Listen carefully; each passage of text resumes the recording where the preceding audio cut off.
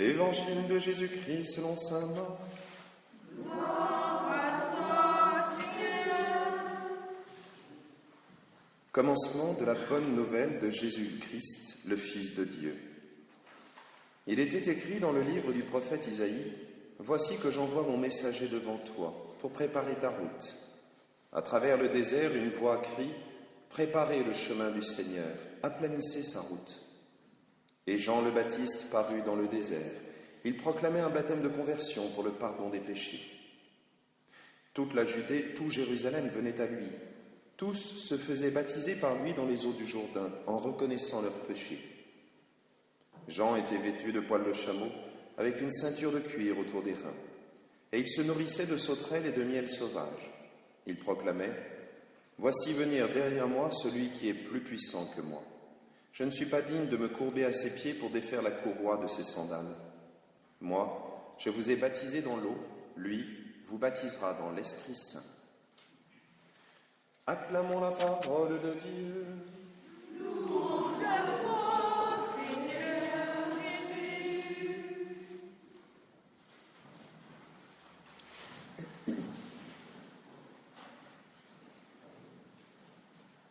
Encore une attente. La semaine dernière, déjà, nous avons entendu plusieurs fois « veiller » et on a l'impression que Dieu se répète à travers la liturgie, « encore attendre ». Sauf que l'attente de ce dimanche est un peu moins agréable à l'oreille. Dans la deuxième lecture, Saint Pierre nous parle déjà d'un jour qui est comme 1000 ans et de 1000 ans qui sont comme 1 heure dans la nuit, ce qui n'est pas très agréable.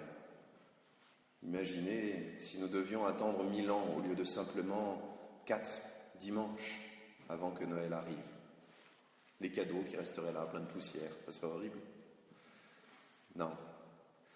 Cette attente n'est pas facile parce que Saint Pierre nous dit que alors les cieux disparaîtront, les éléments feu seront détruits, la terre sera brûlée, etc.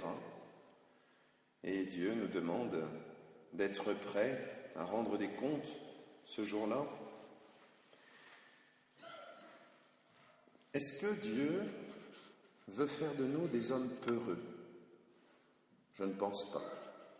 Il veut de nous une crainte, mais qui n'est pas la crainte d'un esclave qui a peur des coups de fouet. Il veut en nous une crainte de fils, c'est-à-dire un fils qui ne veut pas décevoir son papa, parce qu'il l'aime et parce qu'il sait que son papa l'aime. Une crainte d'amoureux qui, le jour de son mariage, veut apparaître à son mieux. Dieu nous demande ces choses qui sont au-delà de la simple logique. Pour nous les faire comprendre, il fait des dessins. Je ne sais pas si vous avez écouté dans le psaume, il y a un dessin qui se dessine sous nos yeux. Amour et vérité se rencontrent, justice et paix s'embrassent. 4 choses. Et à la ligne d'après, la vérité germera de la terre et du ciel se penchera la justice. Il y en a déjà 2.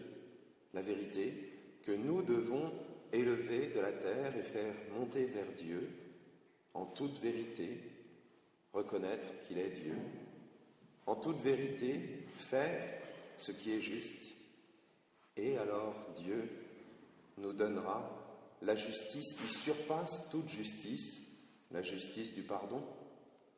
Si Dieu est venu jusqu'à nous en se faisant petit enfant, ce qu'on rappelle dans chaque crèche, c'est pas simplement pour venir voir quel temps il faisait sur terre.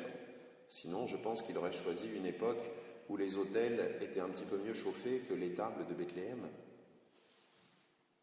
Non, s'il est venu jusqu'à nous, c'est justement pour que se rencontrent la vérité et la justice. Mais nous ne devons pas être simplement passifs, simplement là à attendre le bec ouvert, comme les oisillons dans leur nid. Non, nous devons faire cette vérité, proclamer cette vérité par toute notre vie. Vous allez dire, il n'y en a que 2. Il y avait l'amour, la vérité, la justice et la paix. La vérité germe de la terre, du ciel se penchera la justice, et les 2 qui en résultent, ce sont justement l'amour et la paix. Les fruits de cette rencontre entre la justice que Dieu fait descendre et la vérité qui s'élève de la terre forment une croix au milieu du monde, et cette croix surpasse tout ce qu'on peut imaginer comme bonne nouvelle. Vous allez me dire, c'est Noël qu'on attend, c'est pas Pâques. Eh bien pourtant, les deux mystères sont tellement intimement liés qu'on ne peut pas les séparer. Regardez ce que les rois mages ont apporté. Il y avait l'or, il y avait l'encens qui reconnaissait que c'est Dieu qui vient, l'or qui élevait tout ce que nous pouvons faire élever de notre terre, de plus précieux, vers Dieu, et la myrrhe, signe de la mort, signe de l'ensevelissement, signe de l'embaumement d'une certaine manière, signe du tombeau. Oui, on ne peut pas séparer Noël et Pâques. Et c'est ça qui nous donne cette joie incroyable. Parce que sinon, qu'est-ce que ça changerait une naissance un jour, il y a 2000 ans? Rien. Mais là, cette naissance établit dans le monde, pour chaque être humain, une justice qui va au-delà de tout. Alors, plus concrètement, qu'est-ce que ça veut dire pour nous? Est-ce que nous devons attendre avec de la crainte? Oui, si c'est la crainte de l'amoureux dont je vous parlais tout à l'heure. Mais comment est-ce que ça doit se traduire? Cette attente, elle devrait être un petit peu comme, pour reprendre la même image que tout à l'heure, comme l'attente juste avant de rentrer dans l'église le jour de son mariage. C'est vrai, ce jour-là, on abandonne derrière soi sa vie de célibataire endurci, avec ses grasses matinées et ses soirées foot avec les copains. C'est vrai, on abandonne le choix possible de milliards d'autres personnes. Mais cette attente-là a un sens absolu, puisqu'elle est le moment où on donne tout son sens à notre vie.